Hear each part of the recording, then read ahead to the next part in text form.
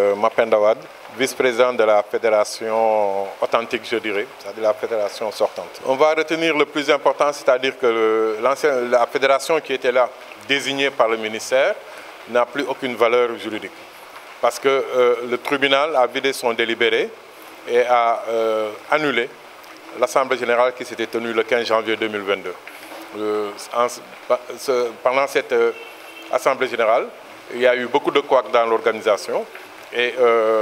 un bureau qui ne détenait pas de licence a été mis en place par le ministère. Il faut remettre les choses en place, c'est-à-dire que comme je l'ai dit tout à l'heure, la récréation elle est finie maintenant.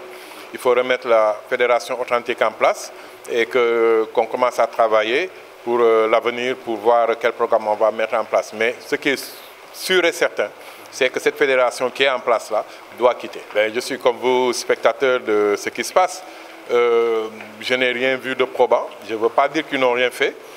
même s'ils ont organisé beaucoup de randonnées, mais je ne pense pas que c'est les randonnées qui vont donner un niveau continental à nos athlètes. Ce n'est pas possible. Bon, maintenant, ce qui est là sur place, on va essayer de prendre ce qui est vraiment valable et essayer de travailler sur ça pour aller vers l'avenir. L'avenir, on y introduit les JOJ,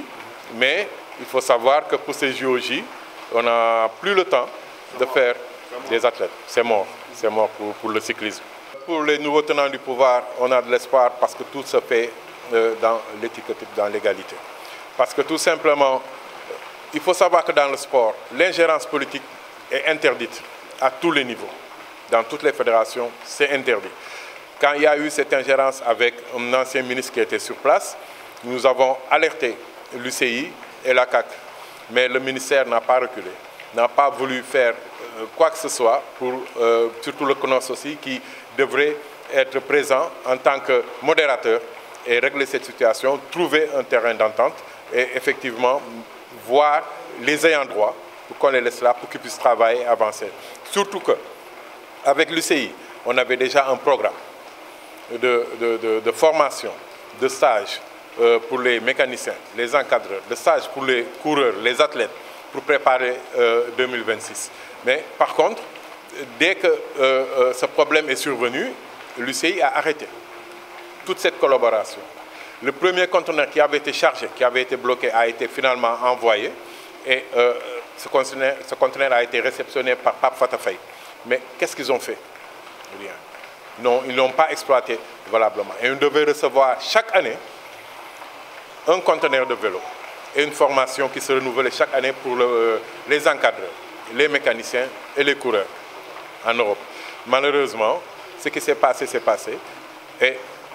c'est vraiment à l'encontre du développement du vélo au Sénégal. Badou Ndiaye, ancien trésorier général de la fédération. Oui, ce que je veux tribunal ordonne l'annulation de l'Assemblée générale bi ñu defoon ci janvier 15 janvier 2022 kon boog li ci mën a nekk rek mooy les conséquences daal mooy lépp lu ñu fi defoon boobu ba léegi mën nañu ne naax saay na amatul léegi équipe bu fi nekkoon bu njëkk moo war a ñëw continuer doxal mbir yi ba defaat beneen assemblée générale loolu mooy yoon te bind nañ ko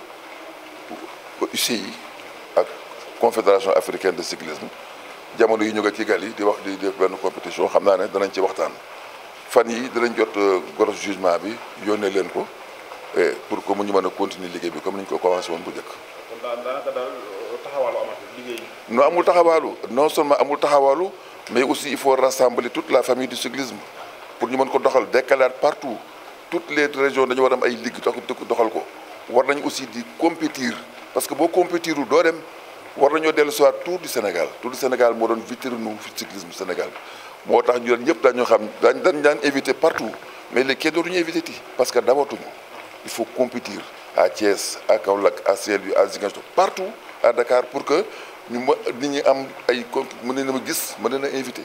dekkal vélo bi ba pare nga wuti ay sponsor wut ñu am xaalis cyclisme du joxe xaalis day indi da ngay wuti xaalis indi ci biir soo ko amul day dee. waaw donc li ñu amul bu njëkk yëpp ku mel ni Tour du Sénégal amatuñ ko woon il faut ñu delloo si waat loolu mais aussi il faut ñu delloo si waat di respecter règlement yi parce que sport boo gis fédération ba gis ay statut ak ay règlement intérieur moo koy doxal il faut que aussi ñu compter ci ministère des sports boo xam ne bii te yaakaar naa ne fi ñu toll nii am nañu ministre jubal jubanti ça va être l'occasion mu jubanti lii fi la xewoon tegaat ko ci yoon parce que li fi passé woon ba la passé baaxul. da ngeen ci doon loxo politique daf ciy duggoon ci wàllu tàggat yaram. daf cee dugg bu baax boo xoolee sax ci dispositif bi fii boo xoolee ci liste bi ñu leen jox léegi le tribunal a dit que Pape Fata Faye qui a été désigné par le ministre loolu xam nga ne ingérence mënu ko weesu. te statut issu yi dafa leeral kañ ne que force religieuse force politique ak bu mën a doon warul am pression sur la fédération doit être autonome et indépendante loolu kon yaakaar naa ne ñu ngi yaakaar ci ministère bi fi nekk li ak autorité yi fi nekk léegi ñu jubbanti bind nañ leen jox nañ leen kayit yi wax nañ leen li ci yoon wax donc ñoom comme jub ak jubbanti la ñu indi ci dëkk bi vraiment occasion la pour ñu jubal jubbanti teg lépp ci yoon. non juge yi moom wax dëgg yàlla pour wax dëgg moom c'est raté ndax mënatuñ cee bokk fi ñu toll nii quoi ndax juge yi préparation dafa bu yàgg lay doon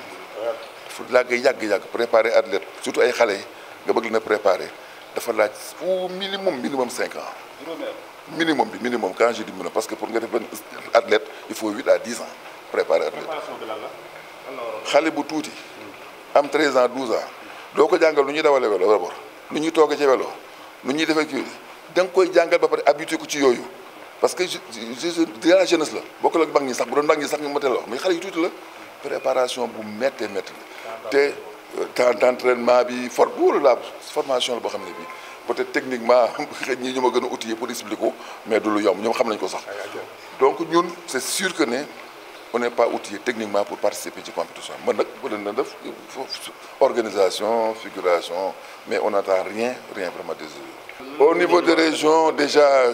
Boubacar Sissoko, il est là, vous le connaissez tous. C'était l'ancien président de la Ligue de Thiès. Gis ngeen dim daan bëkkante ci